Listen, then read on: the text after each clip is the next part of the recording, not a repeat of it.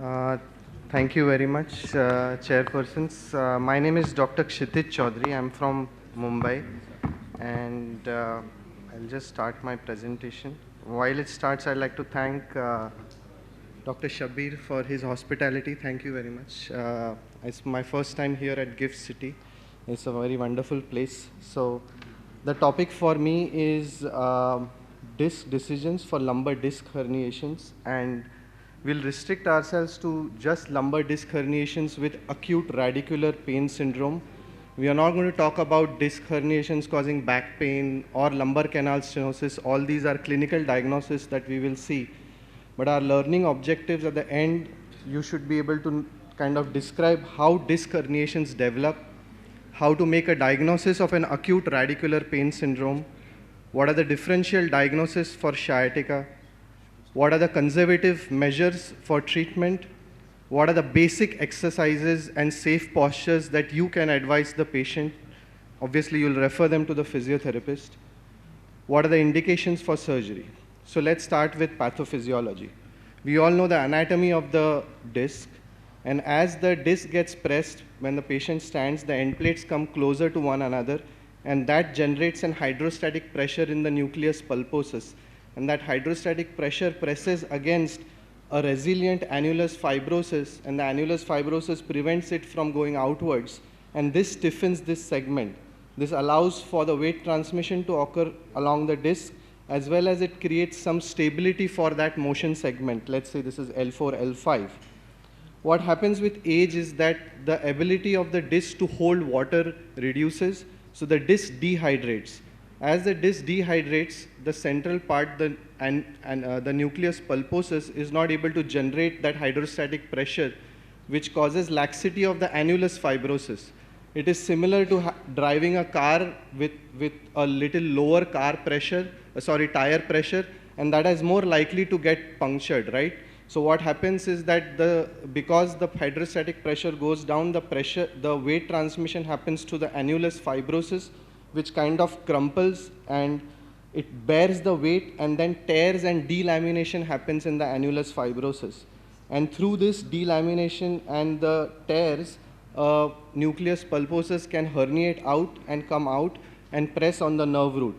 It's not actually the pressure on the nerve root that causes the acute radicular pain syndrome, but it is the inflammation around that area that causes the pain. And that's the role of all the pharmacological treatments that we do for acute radicular pain syndrome as well. And this is also the reason why most acute radicular pain syndromes will settle down with time, is because the inflammation settles down. It's not the disc herniation going back inside or the pressure on the nerve is relieved. It's the inflammation. So this is an inflammatory problem predominantly, why the patient has acute neuralgic pain in the leg. So how do we diagnose this? You all must have had patients sending you photographs of MRI scans and asking you what to do without telling you what the patient has. Like, okay, my MRI says I have a disc herniation, but they did not tell you what the pain syndrome is. So that's the whole problem with this. The MRI has really no correlation with symptoms for most people. And if you look at these age-specific prevalence estimates of disc herniations, which I've highlighted in yellow, every decade the acute disc herniation rates are increasing, and these are asymptomatic patients, right? So until we invent talking MRIs, just an MRI will tell you nothing, right? So it's not an MRI diagnosis, just ignore it. So lumbar disc herniation with acute radicular syndrome is a clinical diagnosis. So is lumbar canal stenosis. So lumbar canal stenosis is also a clinical diagnosis. Acute radicular pain syndrome is also a clinical diagnosis. So a doctor who cannot take a good history and a patient who cannot give one are in the danger of giving and receiving bad treatment. And I did not say that. And you have to do that in a very systematic fashion, right? First, you need to listen to the patient's history, do a proper examination, make up a working diagnosis in your mind, then ask for imaging, then look at the imaging, see if it correlates with the clinical syndrome, and then come up with a solution. If you do it any other way, you are going to make a mistake. Most people, what they do is that the patient comes into the clinic room, first goes the MRI up on the screen, you see that there is a disc herniation, then they start talking to the patient, and whatever the patient says is you try to fit that clinical picture to that MRI, and then you are making a mistake. So this is a problem that happens. So clinical history and examination are the utmost importance. So leg pain is of various types: referred pain, acute radicular pain, and radiculopathy. Claudication is the fourth kind, which the previous speaker has covered, so we will not cover that. So referred pain is similar to, cardiac patients getting left arm pain. So this was a study that injected noxious stimulation material around the interspinous ligament, and then they found that the patient complained of pains in different areas depending on which level was injected with the pain stimulus. So these are not neurological pain, but these can be very similar to acute neurological pain. The way to differentiate them is that they are dull aching, they are difficult to localize, they will not follow a dermatological pattern, they are usually bilateral. For them, back pain is a dominant problem rather than the leg pain. They usually don't go below the knee, but that's not a rule. There are no paresthesias, tingling sensations, and SLR is free, right? But an acute radicular pain syndrome, you may have heard of this very frequently in your patients. They are very sharp shooting pain along a particular dermatome. They will have some electric-like sensation to it. Patient will say, I get tingling, numbness, paresthesias, and they will be absolutely along the anatomical path of that nerve root, at least the acute symptoms. And then obviously the SLR is restricted, and we will see that. And depending on where the disc herniations is, like mostly you will classify them as upper disc herniations versus lower disc herniations. Upper level disc herniations would happen in the front of the thigh, whereas the lower disc herniations would go buttock, back of the thigh, calf, and into the foot, depending on the dermatomal pattern. So this word radiculopathy is used interchangeably with radicular pain. Radiculopathy, like myelopathy, is a dysfunction of the nerve root. You don't necessarily have to have pain with radiculopathy. The radiculopathy you would say somebody has radiculopathy if they have a motor deficit or a sensory deficit or a reflex abnormality. So that's a dysfunction of the nerve root. It doesn't necessarily mean that the patient has pain. You can have radiculopathy without pain. You can have radiculopathy with pain as well.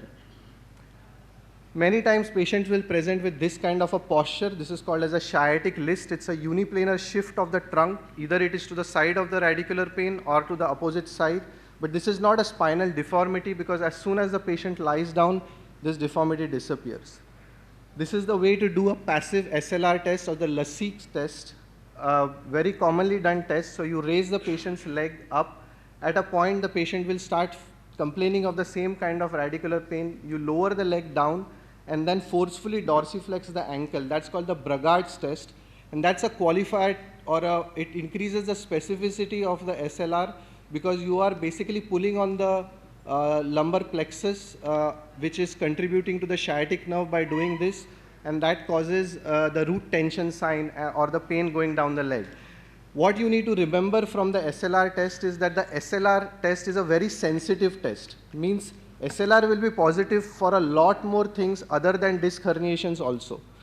So if you have a patient whom you are thinking that the patient might have a disc herniation and his SLR is free, think twice of making a diagnosis of disc herniation, because it's a very sensitive test. It's not specific, but a sensitive test.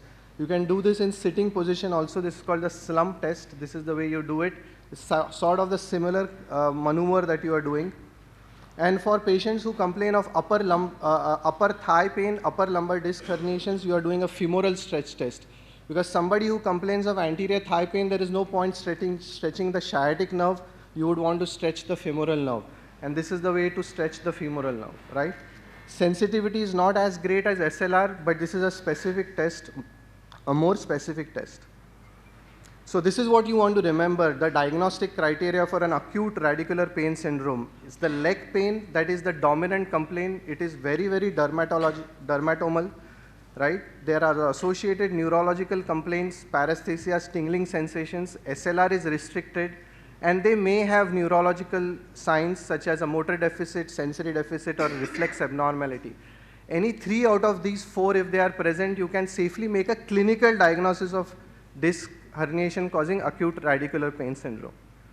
But remember that not all leg pain is sciatica, and a lot of previous speakers have covered that, so we'll see a few examples. 70-year-old female referred to us for right leg pain because of this degenerative scoliosis. Everybody is thinking about the pain coming from degenerative scoliosis. The patient has right hip arthritis, and that's the reason for the right leg pain. So the clues are patient is walking with a limp or using a crutches. Sciatica patient will never walk with a limp or crutch. The patient will walk in pain, but not like a antalgic kind of a pattern. Groin pain is a dead giveaway for this. Hip rotations will be painful, so you still have to examine the patient properly. And remember that aging changes everybody will have. This is a 60-year-old male patient referred to the clinic for back pain, buttock pain, and calf pain. This was referred to us thinking that this is lumbar canal stenosis. But that shadow that you see on the AP X-ray is actually an abdominal aneurysm that is about to burst. That's the reason for the back pain. The leg pain is because there is an acute thrombus into the common iliac. So remember that acute pain syndromes can be vascular also, and you need, not every pain is sciatica pain. The other is piriformis syndrome, nerve getting trapped in the piriformis muscle, FAIR tests, it's already been discussed. You won't believe how similar sacroiliitis is sometimes to acute disc herniation patients. You know, patients can say that they have pain going down the leg all the way till the ankle, and you are making diagnosis of lumbar disc herniation when the patient actually has a sacroiliitis. Referred pain from sacroiliac region can go all the way down. Coming to the natural history of this problem, it is self-limiting. Most patients are going to get better irrespective of what you do. You can rub peanut butter on the patient's back, most people will get better because that's the way this problem behaves. So this is a 29-year-old female, right leg pain, paresthesias, SLR restricted, classical syndrome of acute disc herniation, no bowel bladder symptoms, treated conservatively. 5 months later, completely asymptomatic, MRI, that large disc herniation has disappeared. This imaging is so dramatic that the author sent it to New England Journal of Medicine and they published it. So it's just a reminder for everyone, for you to know that acute disc herniations are not surgical problems the moment you see them. Most of them are going to be, going to get better. So what non-operative treatment are you going to do? Definitely no strict bed rest. Our physiotherapists will kill me if I say bed rest. You have to tell the patient motion is lotion. The patient needs to move because keeping the patient in bed actually worsens the symptoms. I have not used traction in my life ever. I have never seen my teachers use it. So traction also we never give for this.